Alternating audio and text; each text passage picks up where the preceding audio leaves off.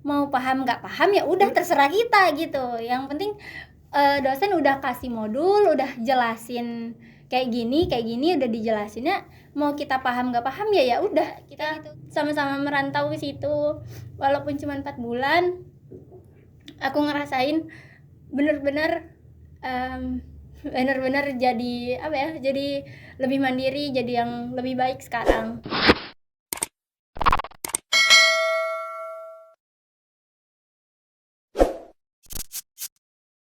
Assalamualaikum warahmatullahi wabarakatuh. Halo teman-teman, kembali lagi di podcast Mahaputra. Pada episode kali ini kita akan melanjutkan pembahasan terkait PMM. Untuk video sebelumnya, teman-teman dapat tonton langsung di deskripsi video ini.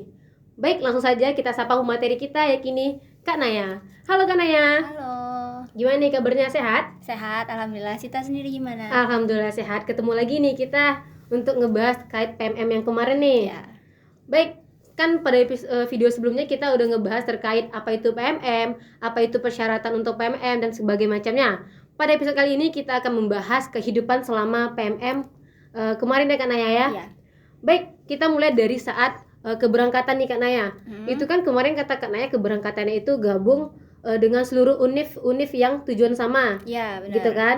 Itu gimana sih perasaannya tuh Kak? Kakak berangkat dengan orang yang tidak dikenal, orang yang banyak. Itu gimana sih perasaannya?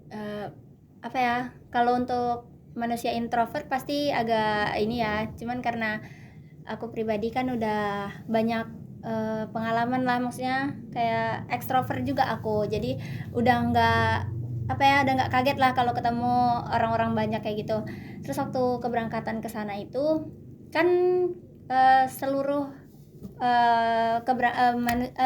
mahasiswa yang ke Unpad itu yang berangkatnya dari Riau, kita semuanya dari Sultan Syarif.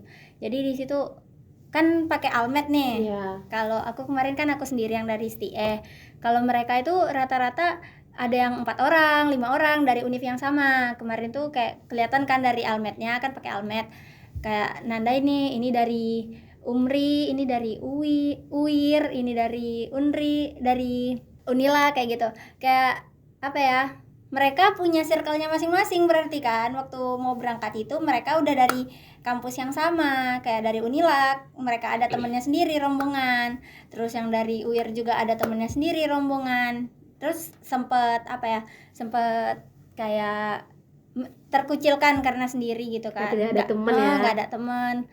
Waktu itu diantar sama orang tua kan, ya sampai tempat check-in ya masih sama orang tua, mereka udah sama circle-nya masing-masing. Aku masih sama orang tua, masih sama keluarga, tapi pas udah masuk di check-innya kan orang tua pulang, nggak bisa masuk lagi kan.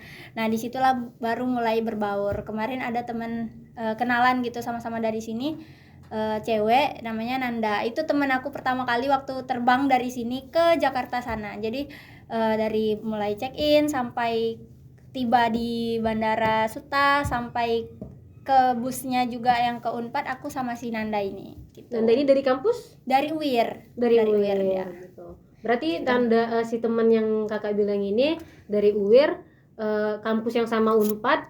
Ya, tujuannya dengan sama Unpad. prodi sama juga di Unpadnya? Enggak, di Unpadnya prodinya dia kalau nggak salah Ilkom.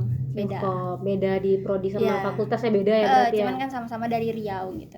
Oke, baik. Itu kan berangkat tuh. Kemarin Kak bilang juga di sana dijemput pakai bus rombongan 45 bus ya kemarin ya. 45 bus. Itu selama keberangkatan itu kan itu dibawa ke Unpad dulu atau gimana itu kemarin itu? Ya, kan kita turun semua di Suta di Jakarta. Nah, dari Jakarta itu kita dijemput naik bus dari Unpad, dijemput ada kakak mentornya juga. Itu kita turunnya di direktorat Unpad gitu. Jadi sampai di situ barulah kita ke tempat tinggal kita masing-masing. Kalau titiknya di Bandung itu di Unpadnya. Di Unpad. Gitu. Oke, setelah itu ke tempat tinggal masing-masing. Ya. Nah, terkait tempat tinggal nih, kakak di sana kemarin asrama, ngekos, ngontrak atau gimana? Aku kemarin di sana ngekos karena sempet berekspektasi kalau bakal asrama karena lihat dari review PMM 2 yang di Unpad itu mereka kan asrama ya. Jadi waktu di PMM 3 bakal expect juga kalau bakal asrama juga, ternyata enggak. Asrama itu di Unpad enggak dibuka untuk PMM. sebenarnya asrama di Unpad itu ada 2 jenis, ada namanya Balai Wilasa sama satu lagi asrama PUPR. Jadi asrama PUPR ini yang kemarin di PMM 2 dipakai. Dan waktu di PMM 3 ternyata PUPR ini nggak dibuka. Yang dibuka adalah Balai Wilasa. Nah, bedanya Balai Wilasa sama PUPR ini, Balai Wilasa ini lebih pricey, kayak 1 bulannya tuh hitungannya per kepala. Jadi satu orangnya 1.200.000 waktu itu. Terus banyak bincang-bincang sama teman-teman yang kesana juga kan ada grupnya gitu kan. Ada yang satu kelompok itu kita udah dapat grup juga. Jadi kayak nanya-nanya kan, kamu ngekos atau asrama? Kalau Balai Wilasa kayaknya pricey banget gitu, nggak sesuai sama yang budget kita dapat. Maksudnya budget kita kayaknya kalau untuk asrama doang segitu kayaknya belum makan, kayak gimana gitu gitu kan, ngekos aja katanya gitu. Jadi kemarin sempat cari kosan juga rame-rame bareng, maksudnya dari kontak handphone itu kan, misalnya kayak chat-chat gitu lah, ini ada rekomendasi kos di sini, ada kos di sini, ada kos di sini, kayak gitu. Jadi kita kemarin ngekos di dekat-dekat Unpad situ juga.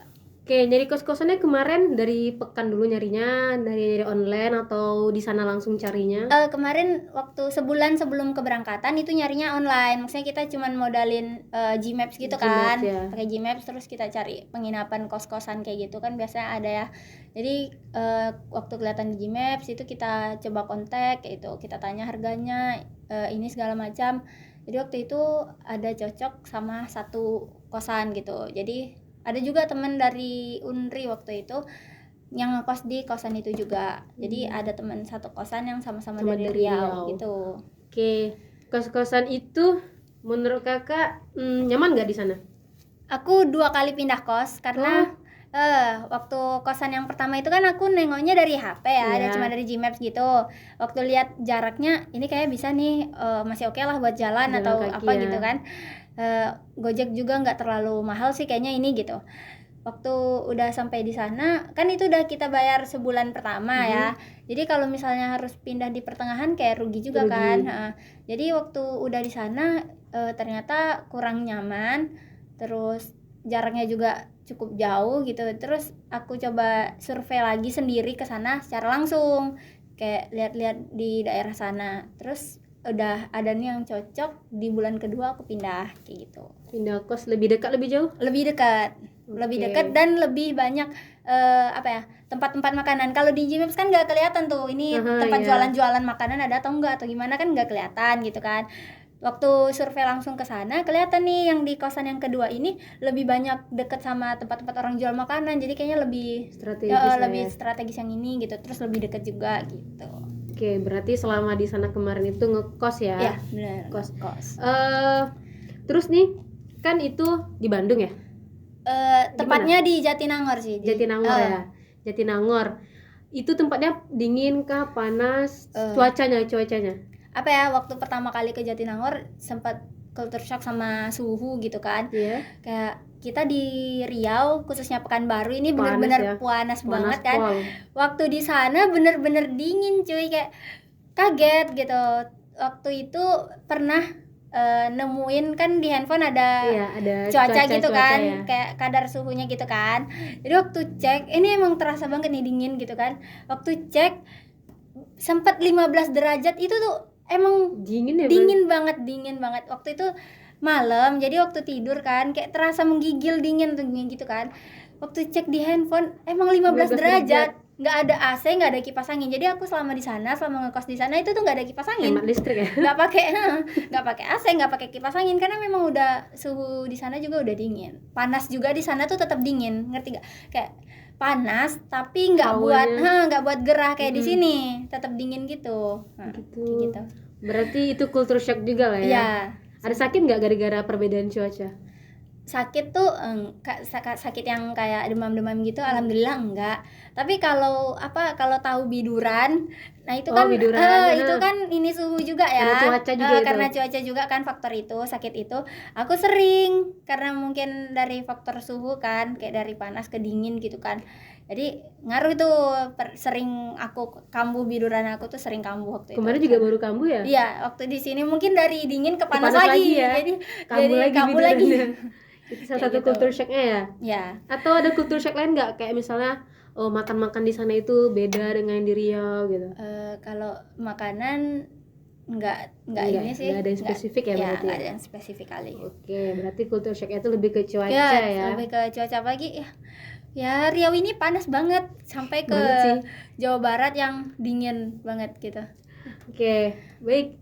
Setelah culture shock tadi itu, sekarang kita masuk ke pembahasan perkuliahan di Universitas Padjadjaran. Gimana tuh sistem perkuliahan di sana? Apa sih kelebihannya? Apa sih keunggulan di sana? Apa sih yang bikin wah ternyata Unpad ini keren, enak gitu? Yang sudah dialami selama PMM kemarin. Apa ya, dari sistem belajarnya? Kalau aku nilai kayak jauh sih sama di sini, sempat ngerasa insecure juga karena di sana itu apa ya, PowerPoint yang dikasih sama pengampunya sama dosennya itu tuh full bahasa Inggris. Terus kan kita di sana tuh udah di semester akhir ya, udah semester, aku sendiri kan sekarang semester 6, berarti kemarin waktu PMM aku semester 5 gitu. Jadi udah masuk ke yang kayak apa ya, udah fase-fase mata kuliah konsentrasi, udah bener-bener yang sulit-sulit. Terus aku kayak susah untuk nyeimbangi sebenarnya karena ada bahasa-bahasa yang materi-materi sebelumnya yang aku mungkin di sini belum terlalu dapatnya penuh gitu kan. Sampai di sana aku harus mengurak otak aku yang kayak yang kemarin apa ya yang waktu dibahas di sini apa ya gitu. Sempat kayak apa ya, insecure sebenarnya ya? Waktu di sana. Makanya nggak jarang kalau anak PMM itu dinilai sama mahasiswa regulernya yang di sana tuh kayak nganggu-nganggu, kayak belum penyesuaian sih ya. Sebenarnya bukan karena nganggu-nganggu nggak ngerti, emang lagi penyesuaian gitu. Sempat kemarin ngerasain hal itu juga waktu itu, pokoknya kayak ngerasa ini anak PMM nganggu-nganggu cuma numpang kelompok kayak gitu. Padahal itu tuh nggak kayak gitu guys, itu tuh kayak kita tuh lagi menyesuaikan, apalagi materi-materi sebelumnya yang di kampus asal tuh nggak semuanya sama di Unpad ya. Kita tahu juga kampus Unpad itu top 10 gitu, dan kampus asal kita ya kayak aku sendiri sebatas sekolah tinggi ilmu ekonomi, terus yang sebagian besar lagi kan ada yang dari kampus swasta juga gitu. Jadi nggak semuanya itu sama gitu. Untuk sistem belajarnya ya kayak gitu sih, lebih banyak ke bahasa Inggrisnya ya. Modul-modulnya juga iya, buku paket-paketnya tuh yang tebal-tebalnya tuh juga pakai bahasa Inggris, PowerPoint yang dikasih dosen juga bahasa Inggris. Terus bedanya sama di STS selama aku belajar di sana, kayak di sini tuh kita apa ya bahasanya, kita bener-bener disuapin gitu dituntun gitu, belajar sampai ngerti, sampai paham gitu kan. Kalau di Unpad mau paham nggak paham ya udah terserah kita gitu. Yang penting dosen udah kasih modul, udah jelasin kayak gini udah dijelasinnya, mau kita paham nggak paham ya udah kayak gitu. Kayak apa ya, kita dituntun untuk belajar mandiri di sana gitu. Oke, berarti sistem pengajarannya berbeda ya antara Unpad sama sini gitu. Oke, baik. Selama di Unpad nih Kak Naya, pasti kan ada cerita-cerita gitu. Kemarin kalau nggak salah Kak Naya ada cerita kalau anak PMM itu ada namanya modul apa kemarin? Ya, modul Nusantara. Modul Nusantara itu apa sih modul Nusantara itu? Modul Nusantara itu kayak kita setiap minggunya tuh bukan jalan-jalan sih, lebih tepatnya kita mengunjungi tempat-tempat yang ada nilai budaya dan sejarahnya kayak gitu. Kayak kemarin kita ada ke Museum Geologi, terus ada ke Tangkuban Perahu. Museum Geologi kan ada ininya ya, kayak kita lihat namanya museum, kita ngeliat sejarah-sejarah di sana. Terus kayak Tangkuban Perahu juga kan ada unsur sejarahnya juga. Jadi kita ke tempat-tempat yang ada unsur-unsur sejarahnya untuk kita, selain jalan-jalan ya itu tadi kita belajar apa sih sejarah dari museum ini, apa sih sejarah dari Tangkuban Perahu ini gitu. Terus kayak Kawah Putih kayak gitu. Terus ada juga satu modul Nusantara yang cukup berkesan menurut aku. Waktu itu ada namanya Festival Budaya. Jadi kita kan merupakan inbound terbanyak. Maksudnya Unpad ini di antara kampus-kampus lain inboundnya terbanyak. Kita nerima waktu itu 1.200 orang gitu kan. Jadi cukup banyak dari seluruh penjuru Indonesia tuh ada. Jadi ada festival budaya waktu itu, kita ngumpul tuh kemarin per provinsi. Riau Aceh, kita nampilin budaya provinsi kita masing-masing waktu itu. Jadi emang bener-bener kayak the real Indonesia mini waktu itu, kayak sempet takjub, sempet kayak nangis juga, kayak sekaya ini Indonesia kayak gitu, ngelihat masing-masing provinsi tuh ada pakai baju adatnya, terus ada juga nampilin kreasi-kreasi budayanya kayak tarian, terus atraksi-atraksi kayak gitu. Jadi kayak real sekaya ini Indonesia gitu. Dalam sehari aku bisa ngelihat Indonesia di sini gitu, dari Aceh sampai Papua itu aku lihat kayak gitu. Papua ada yang dari Papua ada. Kayak berarti full semua provinsi ada perwakilan ya? Semua provinsi ada wakilnya. Kayak keren gitu sih. Itu paling mengesankan di modul Nusantara. Di modul Nusantara yang paling mengesankan. Itu memang setiap minggu itu ada modul Nusantaranya? Ada, emang ada. Itu kegiatan kayak yang pergi ke Tangkuban Perahu tadi itu memang berangkat yang 1.200 orang itu. Iya benar, 1.200 berarti orang. Berarti yang 45 bus itu berangkat tuh. Tapi kayak gini sih, mungkin karena kalau misalnya 45 bus semuanya ke Tangkuban Perahu atau ke Museum Geologi, tempat parkirnya yang nggak ada gitu kan. 40 bus gitu mau parkir di mana? Jadi kayak dibagi kloternya, misal dari kelompok, kan ada kelompok modul Nusantara itu ada sampai F gitu kan.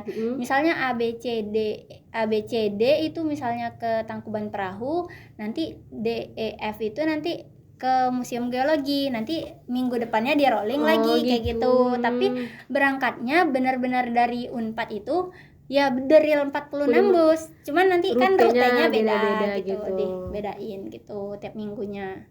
Kayak gitu. Oke, berarti seru ya, ada modul-modulnya. Nggak bosan ya, setiap minggu tuh ada healingnya. Iya betul, tiap minggu ada healingnya. Jadi nggak monoton kita belajar terus dari Senin sampai Jumat gitu. Tapi itu tetap ditanggung kan sama pihak PMM? Tetap ditanggung dari kita. Kan itu berangkatnya pagi-pagi buta ya. Pokoknya kita tuh jam 6 itu udah ngumpul. Jam 6 itu kita udah ngumpul, tentu belum pada sarapan kan. Jadi sarapan itu benar ditanggung. Terus makan siang juga kita ditanggung. Makan malam juga kita ditanggung. Makan semua ditanggung. Kita tinggal terima bersih aja, tinggal duduk di bus, terus nanti udah sampai kita jalan-jalan, kita pelajari, kita lihat-lihat, foto-foto kayak gitu. Nggak nanggung-nanggung kalau ngasih berarti. Iya, benar. Oke, baik. Satu hal apa yang paling mengesankan selama PMM? Hal yang paling mengesankan apa ya?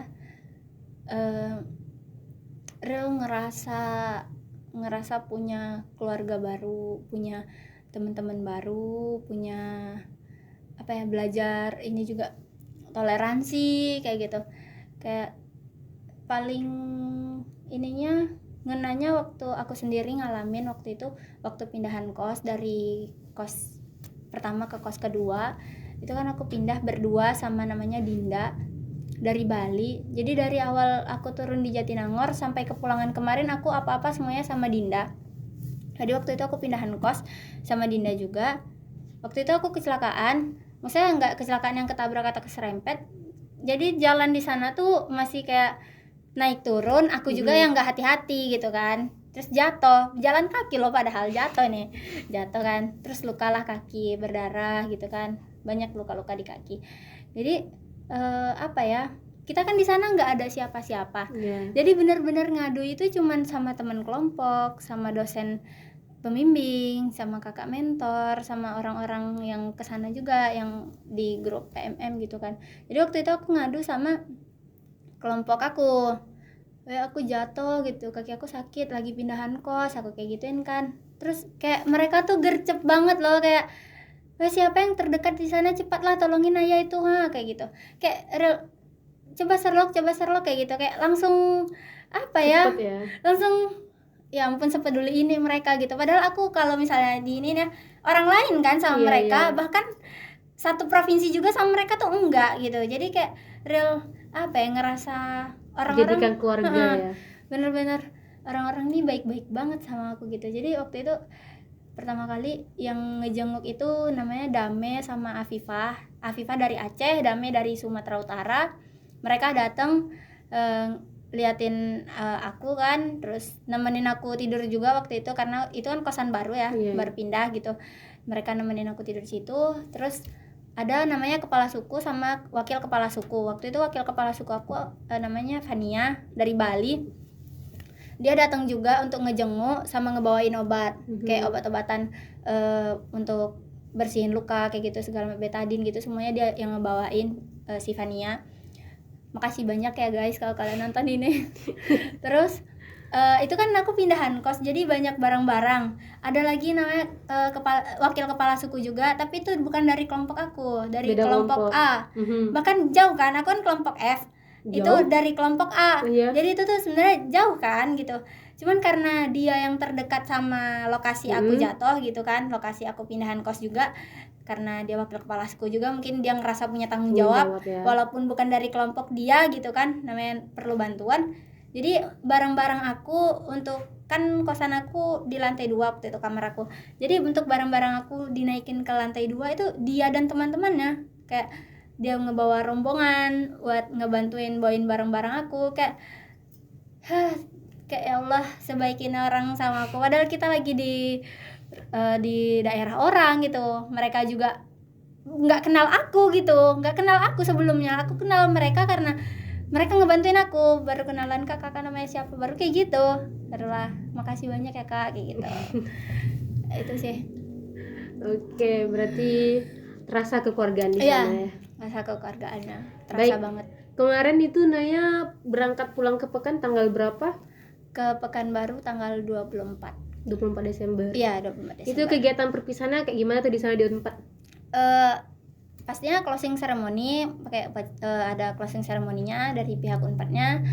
Terus ya malamnya itu aku langsung terbang langsung balik ke Jakarta. Saya terbang dari Jakarta kan, sama teman-teman dari Riau juga. Waktu itu kayak perpisahannya ya kayak gitu. Pas perpisahan itu juga kita dibagiin almet Unpad. Almetnya pas gitu. Perpisahan ya? Iya, almetnya pas perpisahan itu kayak gitu. Oke, boleh nih Kak Naya kasih closing statementnya atau motivasi untuk teman-teman semua yang mungkin ada keinginan untuk menjadi peserta PMM juga. Boleh deh kasih motivasi atau closing statementnya sebelum kita tutup podcast kita. Boleh, silakan.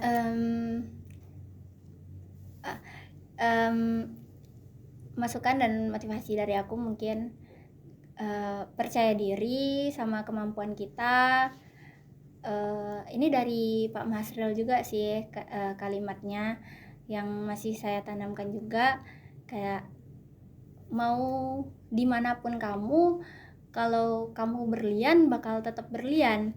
Jadi jangan takut untuk mencoba hal baru, mencoba pengalaman-pengalaman baru, karena kita nggak tahu hal itu bakal kita rasain 2 kali atau enggak. Karena kayak waktu aku udah selesai PMM ini, semua baru terasa kayak ini PMM kayaknya emang cuman bisa dirasain sekali dalam seumur hidup ya. Kayak ngerasa apa ya, kayak pengen banget ngulang masa itu lagi. Tapi kan semua orang ada masanya, semua masa ada orangnya, kayak gitu. Ya intinya itu. Ada mau sampein untuk teman-teman PMM sebelumnya?